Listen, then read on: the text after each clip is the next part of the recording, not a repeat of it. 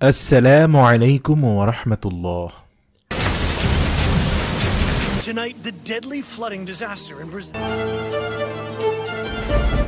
ইবনে মাজার 4072 নম্বর হাদিস অনুযায়ী দাজ্জাল পৃথিবীর আবহাওয়া নিয়ন্ত্রণ করবে। প্রিয় দর্শক, ইসলামিক বিশেষজ্ঞরা বলছেন যে দাজ্জাল আসার পূর্বে আবহাওয়া নিয়ন্ত্রণের বাইরে চলে যাচ্ছে এখন।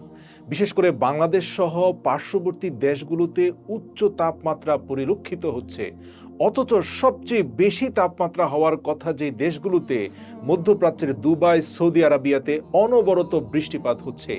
এমনকি দুবাইয়ে মাত্রা অতিরিক্ত বৃষ্টিপাতের কারণে সৃষ্টি হয়েছে জলাবদ্ধতা, অত্যাধুনিক শহর পরিণত হয়েছে বসবাস অনুপযোগী একটি শহরে। প্রশ্ন হচ্ছে, দাজ্জাল কিভাবে আবহাওয়া নিয়ন্ত্রণ করবে? আল্লাহর রাসূলের সুনানে ইবনে মাজার হাদিস অনুযায়ী 1990 সালে সংযুক্ত আরব আমিরাত কৃত্রিম বৃষ্টিপাত তথা রেইন এনহ্যান্সমেন্ট টেকনোলজি আবিষ্কার করে।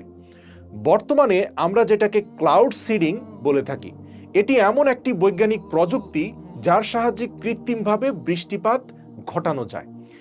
এই প্রযুক্তিতে উড়োজাহাজ থেকে সিলভার আয়োডাইডকে অনুপযুক্ত মেঘ, মানে আকাশের ভেসে বেড়ানো সাদা মেঘ, কালো মেঘ নয়, যেটা বৃষ্টি বর্ষণের উপযোগী মেঘ সেটা নয়, বরং উপরের আকাশে ভেসে বেড়ানো অনুপযুক্ত সাদা মেঘের মধ্যে বিমান দিয়ে সিলভার আয়োডাইড স্প্রে করার ফলে সেই অনুপযুক্ত সাদা মেঘ অল্প কয়েক মিনিটের মধ্যে কালো মেঘের আকার ধারণ করে প্রচণ্ড বৃষ্টিপাত ঘটায়। বর্তমানে দুবাই, সৌদি আরব এবং ওমানের মতো আরব দেশগুলো এই প্রযুক্তি ব্যবহার করছে, কারণ এসব এলাকায় খুব কমই বৃষ্টিপাত হয়, যা এই আরব দেশগুলোর জন্য একটি বড় সমস্যা। আর এ কারণে আরব দেশগুলো এই প্রযুক্তি ব্যবহার করতে মরিয়া হয়ে পড়েছে এবং দাজ্জালও এই প্রযুক্তি ব্যবহার করেই আবহাওয়া নিয়ন্ত্রণ করবে বলে অনেক ওলামারা দাবি করছেন। দাজ্জাল এই ক্ষমতাগুলো ব্যবহার করে মানুষকে বাধ্য করবে তাকে ঈশ্বর হিসাবে মেনে নিতে। কিন্তু যখনই হযরত ঈসা আলাইহিস সালাম দাজ্জালকে দেখবেন, সাথে সাথে তিনি দাজ্জালকে বলবেন যে আমি তোকে আমার অনুসারীদের থেকে দূরে রেখেছি। এবং তারপর হযরত ঈসা আলাইহিস সালাম দাজ্জালকে বাবে লুত নামক স্থানে ধরবেন এবং সেখানে তিনি দাজ্জালকে হত্যা করবেন। প্রিয় দর্শক, বর্তমানে ইসরায়েল এই বাবে লুত নামক স্থানে একটি বিমানবন্দর তৈরি করেছে এবং সম্ভবত দাজ্জাল সেখান থেকে বিমানে চড়ে পালানোর চেষ্টা করবে এবং হযরত ঈসা আলাইহিস সালাম সেখানেই তাকে হত্যা করবেন। দাজ্জালের মৃত্যুর পর মুসলিম ও ইয়াহুদীদের মধ্যে একটি যুদ্ধ সংঘটিত হবে। রাসূল সাল্লাল্লাহু আলাইহি ওয়াসাল্লাম বলেছেন, সেই সময় যদি কোনো ইয়াহুদী কোনো পাথরের আড়ালেও লুকিয়ে থাকে, সেই পাথরটিও বলবে যে হে মুসলিম, আমার পেছনে একজন ইয়াহুদী লুকিয়ে আছে, এসো তাকে ধরে নিয়ে যাও। কেবলমাত্র গারকত গাছ ব্যতীত একমাত্র এই গারকত গাছই তখন ইয়াহুদীদেরকে আশ্রয় দিবে, কারণ এটি ইয়াহুদীদের বৃক্ষ যা ইসরায়েলে প্রচুর পরিমাণে পাওয়া যায়। এর কিছুকাল পর ইমাম মাহদী ইন্তেকাল করবেন। নবী করিম সাল্লাল্লাহু আলাইহি ওয়াসাল্লাম বলেছেন, ইমাম মাহদী তোমাদের মধ্যে মাত্র 7 বা 8 বছর থাকবেন। এ বিষয়ে ইমাম বাকির রহমাতুল্লাহ বলেন, যখন ইমাম মাহদী আবির্ভূত হবেন তখন আল্লাহ তাআলা এই মহাবিশ্বের ঘূর্ণয়ন এর গতিকে কমিয়ে দিবেন, যার কারণে সময় তখন ধীরে চলবে। আর এভাবে মাত্র 7 বছরে ইমাম মাহদী সমগ্র বিশ্ব জয় করবেন। অতঃপর হযরত ঈসা আলাইহিস সালাম পবিত্র কোরআনের বিধান অনুযায়ী পুরো বিশ্বে এক শান্তির শাসন জারি করবেন, যেখানে থাকবে ন্যায় বিচার, মানুষের মধ্যে বিরাজ করবে সহমর্মিতা এবং মানবতা। তিনি ফয়সালা করবেন কোরআনের উপর ভিত্তি করে। এছাড়াও তিনি শুকরদেরকে হত্যা করবেন এবং পৃথিবী থেকে ট্যাক্স উঠিয়ে দিবেন। এরপর তার বিদায়ের পরে পৃথিবীতে আবির্ভূত হবে ইয়াজুজ এবং মাজুজ।